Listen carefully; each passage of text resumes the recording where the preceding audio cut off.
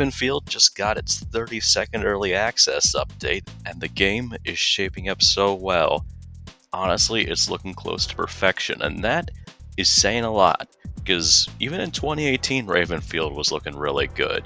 Back when I played it a ton in the late 2010s and early 2020s, I mean, the game felt like it could have just released then and there, and I would have still highly recommended it.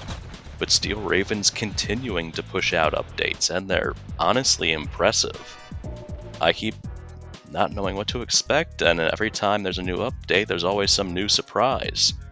The latest updates reformed the way that configurations act, and the way weapons work with AI. Previous update before that gave a much-needed improvement to the 76 Eagle shotgun. It's a lot better now, and the animations are a lot smoother, which makes it fun to revisit, because that's always been a favorite gun of mine, and I would try to include it in whatever configurations would allow it. But this latest update is promising. It feels like it's close to release. The big change comes in the way it handles team buildup and configuration and so on. You could always assign different weapons to different teams after a certain early access build in Ravenfield, but now you can determine the rarity of each weapon in addition to which faction gets them. So you can have commonplace weapons, like you could make sure everybody on Eagle gets the Greaser submachine gun, but you could set so that occasionally they get the Patriot assault rifle instead of having that on equal terms with the Greaser. And you can also set it so they're rarer drops. So if you wanted once in a while an enemy to have the Patriot with the underbarrel grenade launcher, that's also an option. You could change up the sets depending on what sort of scenario you want. If you want pistols and shotguns to be common, but automatics to be less common, you could make that sort of setup. Same goes for if you just want everything to be common, or if you want to mix it up, depending on if it's a close range map, a long range map, if there are vehicles or not. That way, say a rocket launcher could still pop up every so often in enemy hands or allied hands, but not as often as you'd normally have in previous early access builds. And this is in addition to a bunch of other changes. Island has been shaped up and improved a lot. Reminds me of the coastline map, with the way there's a lot of verticality to it. You're climbing up these different ramparts to get to the top of the island. For the most part, the structure is the same in terms of the flags, but the middle area where the farm used to be, beneath a mountain, that has been heavily overhauled, so there's more verticality to it. It adds a lot of fun to the way that plays out. You can paratroop and parachute onto it, or you can climb the different platforms to reach the top and attack the higher parts of the island. It's just one of many good changes that's been brought onto the game. In terms of how this affects configs, I could definitely see existing ones being improved through the rarity system. A lot of, if not all, the configurations I had made don't really work anymore in the current builds, but I could definitely see ones that are being updated making use of the rarity system.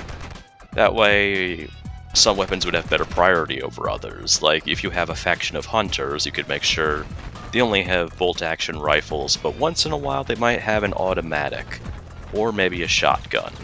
Something like that to mix it up. Or if you have a team of cops, you could just have a bunch of patrol cops with handguns being the common weapons and revolvers being common. But maybe there'd be an uncommon amount of shotguns, and rare would be like marksman rifles and such. I could already think of ways to innovate and really spice up the way a configuration works. And there are new loading screens as well, featuring some hand-drawn art. When you look through all of it, it's just impressive. Ravenfield has consistently impressed me since I played it, because it felt like what the Battlefield franchise used to be and should have still been. Battlefield 6 does look promising, but Ravenfield's modability reminds me of Battlefield 2 and the previous Battlefield games. You still see people making Battlefield mods because of just how much potential there is.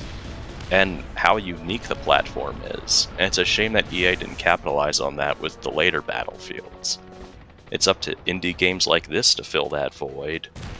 So, like with Ravenfield, you absolutely could do like an IRA versus British Army modifier. I've seen people do it for the American Civil War, the Spanish Civil War, the American-Spanish War, plenty of World War II configurations, some hypothetical World War III configurations, and these latest updates are just going to make it even easier to do that. I just saw that they had added a smaller patch today to add menu icons for the individual game modes, so it's just another way that Ravenfield's being spruced up. The burning question is, when is it going to come out?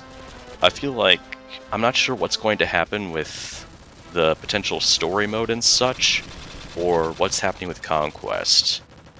At any time, I feel like Steel Raven could just be like, yeah, it's out of early access, and this is launch. And I'd still give it a positive review just because it's been updated for 8 years now, and each update's brought new and better features. It started out, rough with potential, but it just kept getting better and better and better. The only downside is that mods have kind of been broken over time, but it's a sacrifice to be made in the name of adding new features and optimizing things. It's not like Ready or Not where they're taking stuff out with updates. Things that they've removed are for the sake of optimization or improvements. Like Archipelago, it started out as like a rough map with the aircraft carrier being the focus, but later early access builds like EA7, EA8 made it into the fun map it is now, where it's like a proper Wake Island scenario, where Raven's holding the island and Eagle's launching off from an aircraft carrier to take it. Stuff like that, and Easter eggs like the UFO and the Halloween scrolls, they just show a lot of love and passion on the part of Steel Raven. The guy could have cut and run at any time, and honestly would have been justified in doing so. This isn't like Prospect, where there was definitely room to improve the game, obvious gaps that need to be filled. I think the way that Ravenfield has been supported should be a lesson, honestly, for indie developers on how to maintain their games, and sort of the gold standard of early access titles, alongside Black Mesa, since that was sort of early access in a way, given how it later on got the Zen update and multiplayer. I'm just really happy with the way this is turning out. I'm eager to play around with the new config settings and to see what the community makes of them. It's always fun to play with new community creations. Even when I hop in now, I see some familiar faces coming up with new maps and weapons and skins and everything else. The mutators too. You can do a ton with Ravenfield now, as long as it's within that Battlefield scope. You could make whatever sort of scenario you want. Even then, there's still a lot of flexibility. Like whether you want weapons to be picked up, whether you want damage numbers to be shown, or a kill feed, or anything of that sort. I mean it when I say that Ravenfield is close to being perfect. This is everything I've wanted out of an indie shooter. One with great bot support, one where modding is a strong aspect of it, one where updates are coming, and instead of taking stuff out of the game or worsening it with censorship or whatever, they make it better. They add more in a way that complements the existing content of the game.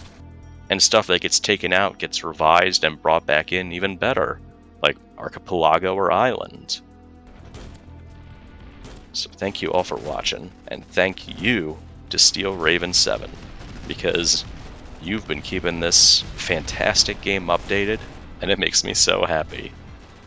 I'm glad that development on Ravenfield has continued, that it's led to such a masterful indie game being almost brought to completion, almost to perfection. Thank you all for watching. Take care.